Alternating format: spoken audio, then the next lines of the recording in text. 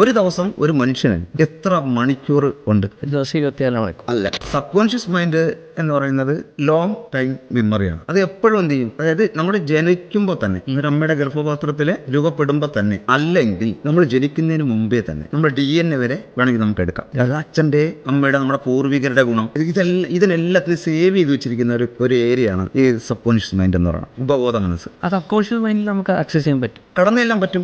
എവിടം വരെ? ഒരു പകുതി വരെ. പകുതിയിലും എത്താൻ പറ്റില്ല. പക്ഷെ അതെന്തുകൊണ്ട് പകുതിയിൽ എത്താൻ പറ്റുന്നില്ല?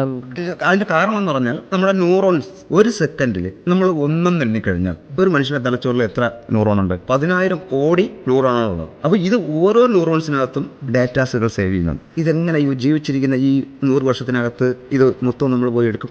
ഒരു ദിവസം ഒരു മനുഷ്യന് എത്ര മണിക്കൂർ ഉണ്ട്? അറിവിന്റെ അർത്ഥത്തിൽ എത്ര മണിക്കൂർ ഉണ്ടാവും ഒരു ദിവസം? ദിവസം 24 മണിക്കൂർ. അല്ല, അതിന് 5 കൊണ്ട് വീണ്ടും ഗുണിക്കേണ്ടി വരും. അതെങ്ങനെ? നമ്മുടെ 5 ഇന്ദ്രിയങ്ങൾ, ഞാൻ പറയുന്ന സമയത്ത്, നിങ്ങൾ ഇത് കേൾക്കുന്ന സമയത്ത് നമ്മുടെ 5 ഇന്ദ്രിയങ്ങൾ, ഓരോ ഇന്ദ്രിയങ്ങളും വർക്ക് ചെയ്യുന്നുണ്ട്. അത് മൊത്തം ഡേറ്റാസ് ന്യൂറോൺ എടുക്കുന്നുണ്ട്. അങ്ങനെയാണെങ്കിൽ കണ്ണ് 27 മണിക്കൂർ കിട്ടും ഒരു ദിവസം. അതിന് 5 കൊണ്ട് എന്ത് ചെയ്യുക?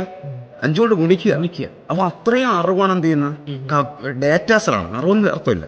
ഡേറ്റാസുകളാണ് ന്യൂറോൺസിനകത്ത് സേവ് ചെയ്തേക്കുന്നത്.